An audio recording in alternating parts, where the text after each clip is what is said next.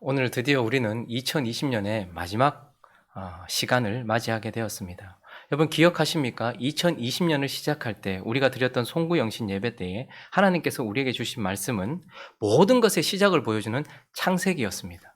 20년을 시작할 때에 하나님께서는 모든 것의 시작을 보여주는 창세기로 올해를 시작하게 하셨습니다. 이제 우리는 이 2020년을 접고 새로운 2021년을 시작하는 이 시점에 하나님은 이제 우리에게 누가가 기록한 복음을 시작하면서 이 누가복음으로 하나님은 우리에게 말씀하시는데, 복음서라는 것의 위치 자체가 바로 새로운 시작을 알리는 것입니다. 복음서는 구약의 모든 시대들이 옛 시대로 끝이 났다라는 것을 표현해 주는 자리에 서 있고, 또한 400년 동안의 침묵기와 암흑기를 끝내고 하나님께서 드디어 새로운 시대를 여셨다라는 것을 보여주는 바로 새로운 삶, 그리고 새로운 시대가 열렸다는 것을 선포하고 또 그 새로운 삶이 무엇인지를 보여주는 것이 바로 복음서입니다. 그런데 하나님께서 이제 새로운 삶과 새로운 시대에 대하여 보여주시는, 선포하시는 이제 복음서를 우리에게 주실 때, 특별히 이 21년을 시작할 때 하나님은 누가가 기록한 복음서를 우리에게 주십니다. 오늘 누가복음 1장 1절부터 3절까지를 보시면 누가의 특징이 나타나는데, 혹시 누가의 직업이 무엇인지 아십니까? 누가는 사랑받는 의사였습니다. 그러니 그는 과학자 중에 한 사람이었죠. 아주 철저한 사람이고 아주 대단한 역사가였습니다. 사도행전도 기록했으니까요. 자, 그래서 그가 이렇게 우리에게 말씀해주고 있는데 1절부터 3절까지를 읽어보겠습니다. 시작. 우리 중에 이루어진 사실에 대하여 처음부터 목격자와 말씀에 일꾼된 자들이 전하여준 그대로 내력을 저술하려고 붓을 든 사람이 많은지라, 그 모든 일을 근원부터 자세히 미루어 살핀 나도 데오빌로 각하에게 차례대로 써 보내는 것이 좋은 줄 알았노니.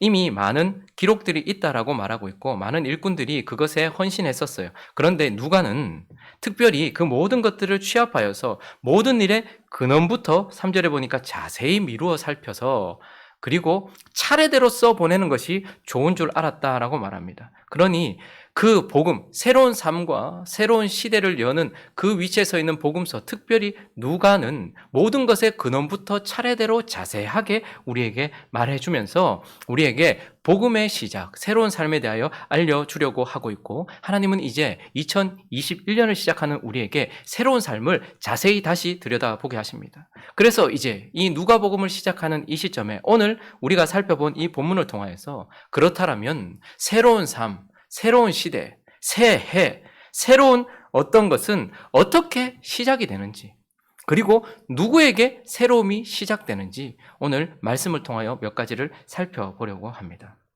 첫 번째, 어떻게 새로운 삶이 시작되는 것일까요? 그것은 바로 새 삶은 하나님에 의해서만 시작된다라고 우리에게 말씀해 주고 있습니다. 오늘 본문을 계속해서 이어져 보시면 5절을 한번 보실까요?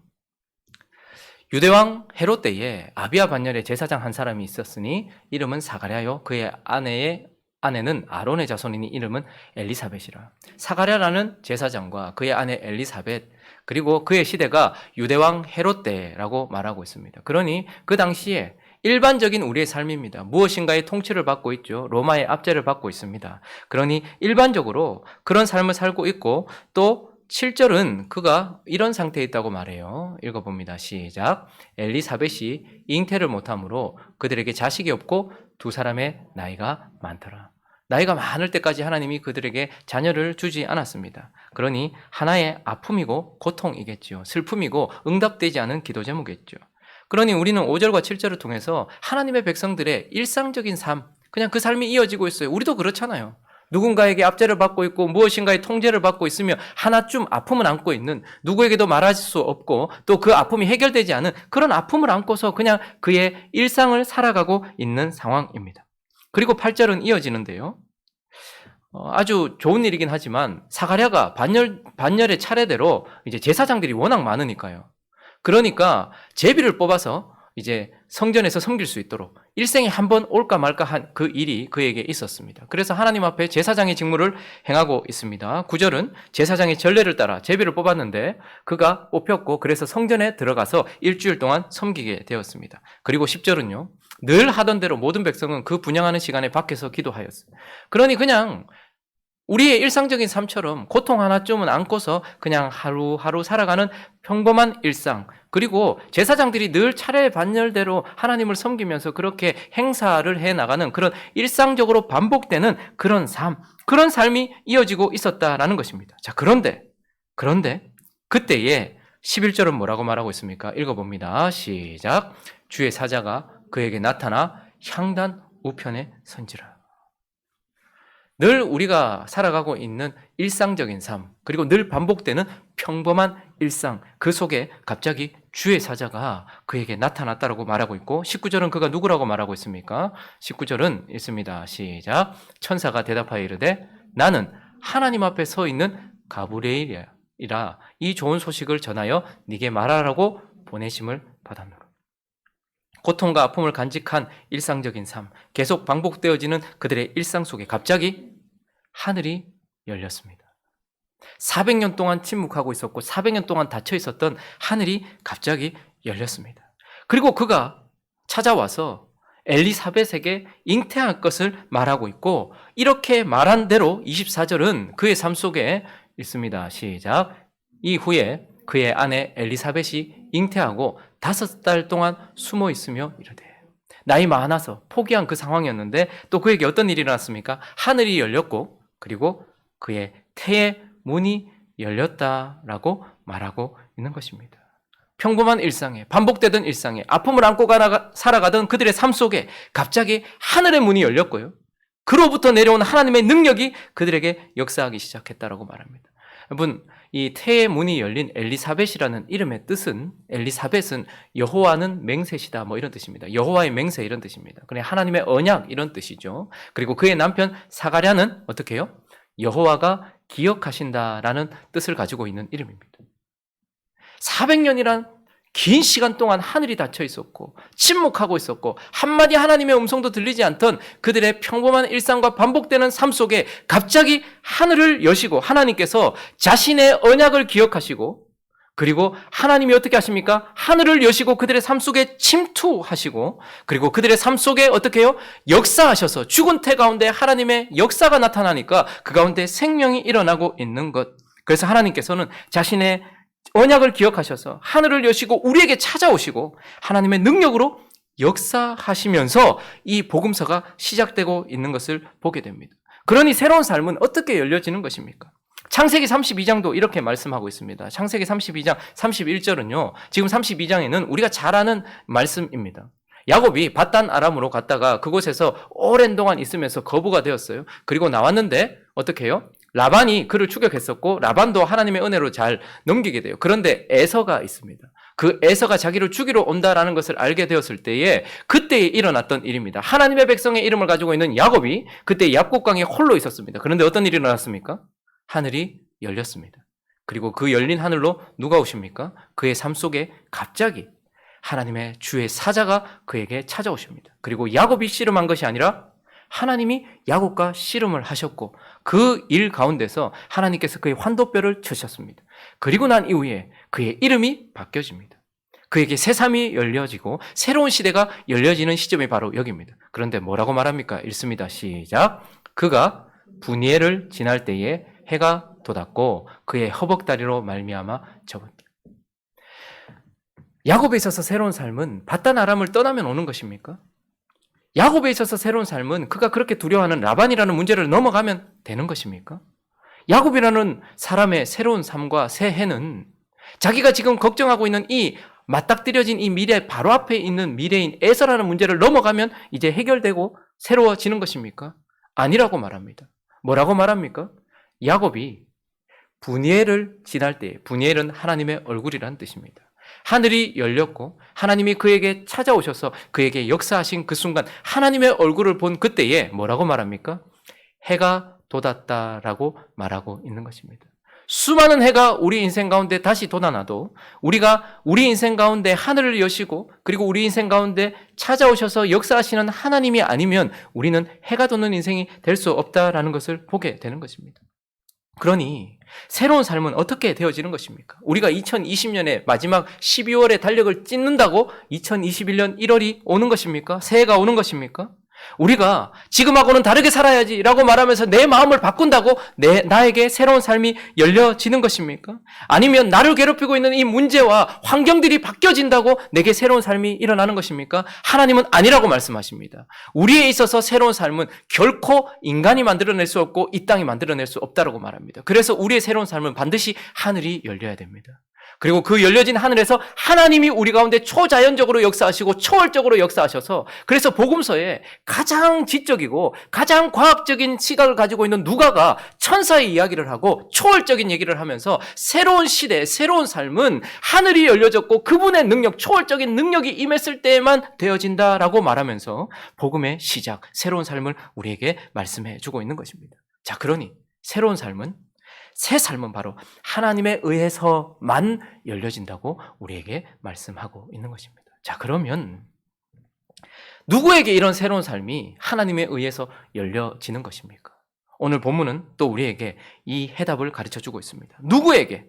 바로 누굽니까? 새 삶은 기다리는 자에게만, 하나님만이 여실 수 있지만 또한 그 새로운 삶은, 새해는, 새로운 시대는 기다리는 자에게만 열려진다라고 말하고 있어요. 자, 13절을 한번 읽어보겠습니다.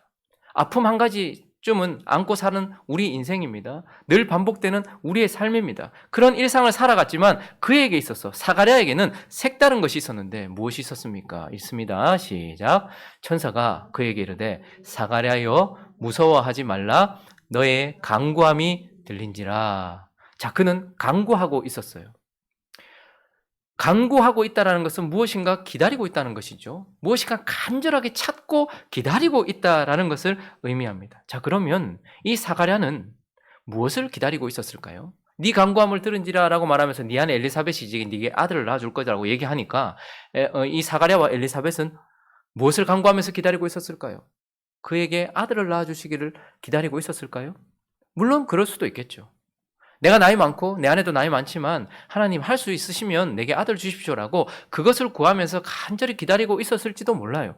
그러나 천사가 아들 줄 거다라고 얘기했을 때도 그는 믿지도 아니하였고 놀랐을 뿐만 아니라 그것에 대하여 별반 반응을 보이지 않는 것을 보면 사가랴는 그것 말고 다른 것을 기다리고 있었던가 봅니다. 무엇이겠습니까? 사실은 그때 당시에 소수의 사람들이 이와 같은 기다림을 가지고 있었는데 하나님의 아들, 다윗의 자손, 우리의 메시아 예수 그리스도를 기다리고 있었던 사람이다라고 말하는 것이죠. 그러니 사가랴는 자기 자신의 아들을 기다리고 있었던 것이 아니라 하늘을 열고 하나님이 약속하신 하나님의 아들 그 메시아를 사실은 기다리고 있었던 것입니다. 이 시대에 이미 많은 사람들은 로마라는 나라에 적응을 했습니다. 그리고 헤롯 왕에게 충성을 바치기 시작했고 이미 세상 사람이 되어서 살아가고 있었어요. 그러나 이 사가랴는 어떤 사람이었습니까? 의인이었다라고 말하고 있습니다. 그러면서 하나님을 기다리고 있었어요. 400년이라는 침묵의 시간을 지나면서도 오지 않는 하나님을, 자기의 민족을 버린 것 같은 그 하나님을 아직까지도 기다리고 있었습니다. 어쩌면 그가 젊었을 때에 아들을 달라고 기도했던 그의 기도에도 응답하지 않는, 민족적인 약속도 지키지 않을 뿐만 아니라 내 개인적인 삶에도 역사하지 않는 그 하나님일지도 몰라요. 그런 하나님을 그는 여전히 기다리고 있었다라고 말씀하고 있고, 그래서 이스라엘의 속량을 기다리고 있었던 그의 간절한 기도 가운데, 그 기다림 가운데 하늘이 열리고 하나님의 천사가 그에게 왔다라고 말하고 있습니다. 그래서 이어지는 본문 쭉 뒤에 보면요, 누가복음 2장에는요 이런 사람들이 또 있었습니다. 2장 25절을 한번 보실까요? 많은 사람들이 있었지만 대부분의 사람들은 로마에 적응했고요, 헤롯의 충성을 바치고 있어서 더 이상 하나님을 기다리지 않았어요. 하나님이 침묵하시니 그들을, 하나님을 향한 우리의 기도도 침묵하였고 이제 더 이상 기다리지 않았어요. 그러나 사가랴 같은 사람이 또 있었어요. 예루살렘에 시몬이라 하는 사람이 있으니 이 사람은 의롭고 경건하여 이스라엘의 위로를 기다리는 자라, 성령이 그 위에 계시더라. 그리고 26절은요, 그가 주의 그리스도를 보기 전에는 죽지 아니하리라 하는 성령의 지시를 받았더니. 그래서 그는 뭐 하고 있었을까요? 성전에서. 오시면 어디로 올까? 우리 집으로 올까? 산으로 올까? 성전으로 오시지 않겠나? 그래서 성전에서 어떻게 해요? 사가랴처럼 오실 메시아를 기다리고 있었던 자. 그런데 그에게 하나님이 또다시 찾아가셔서 그의 삶에 새로운 삶을 열어주십니다. 이어지는 한 할머니도 등장하고 있는데요.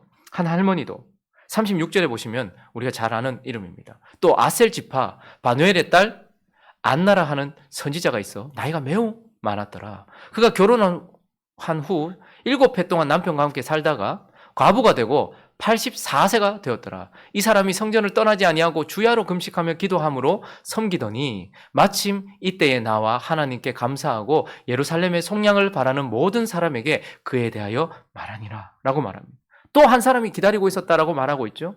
84세나 된 할머니 선지자였습니다. 그런데 그가 예루살렘의 속량을 바라보면서 그를 기다리고 있었다라고 말하고 있고, 새로운 삶의 시작점에 하늘이 열리고 하나님의 역사가 나타나는 사람들은 어떤 사람들이란 말입니까? 오직 새로운 삶은 하나님이 여시지만 그 하나님은 누구에게 나타나신다는 말입니까? 간절히 하나님을 기다리고 있는 자, 400년 동안이나 약속이 이루어지지 않고 있고 내 자녀 하나 주지 않고 있는 하나님이지만 그러나 분명히 하나님은 역사하실 것이라는 하나님에 대한 기대를 저버리지 않고 하나님을 기다리고 있는 자, 그에게 나타나는 것이죠. 사가랴는 자기 아들을 기다린 것이 아니라 하나님의 아들을 기다리고 있었습니다. 시므온은 자신을 위로해줄 위로를 기다린 것이 아니라 예루살렘의 위로를 기다리고 있었습니다.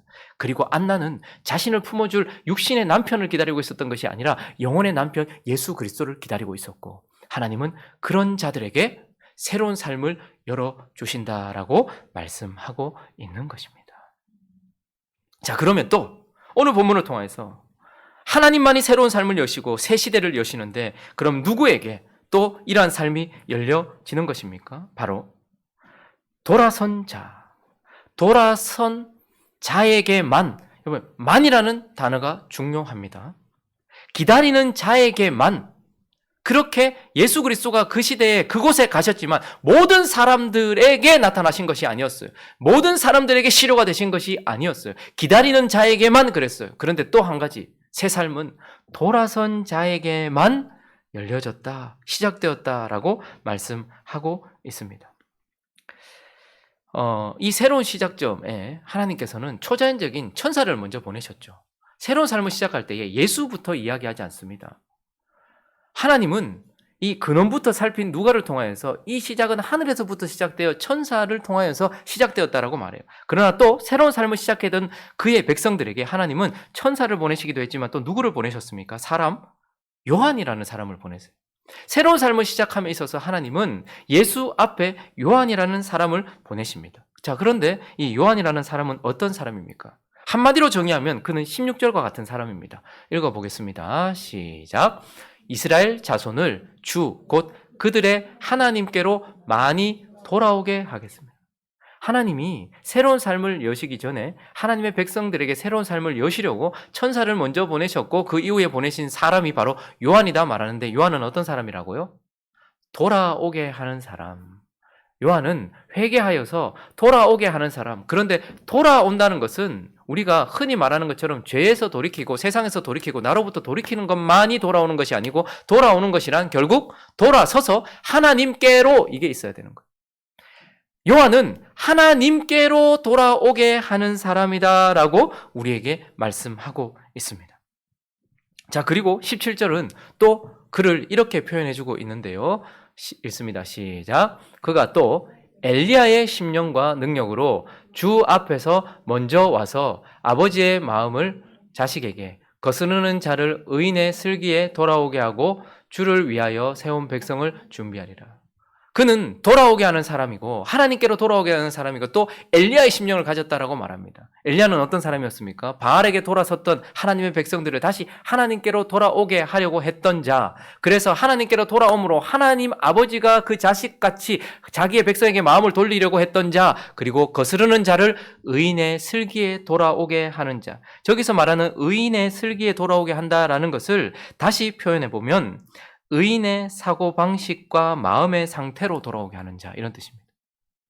그러니까 우리가 행동만 하나님께로 돌아서 세상에서 돌이키고 죄에서 돌이켜서 하나님을 바라보고 있다 할지라도 내가 하나님이 기뻐하시는 행동만 하는 것이 아니라, 요한은 무엇입니까? 돌이켜서 하나님을 향하여서 의인의 사고방식, 그러니까 마음을 얘기하는 거예요. 그리고 마음의 상태까지, 결국은 하나님께로 돌아오게 하면 마음까지 돌아오게 하는 자가 바로 요한이다라고 말하고 있고, 하나님은 누구에게 새로운 삶을 여신다는 말입니까? 그 요한을 통하여서 하나님께로 마음을 돌이킨 자에게만 새로운 삶이 열린다라고 말하고 있어요. 그래서 16절을 다시 보시면 요한을 통하여서 16절은 이렇게 말씀하고 있습니다. 이스라엘 자손을 곧 그들의 하나님께로 어떻게 돌아오게 한다고요?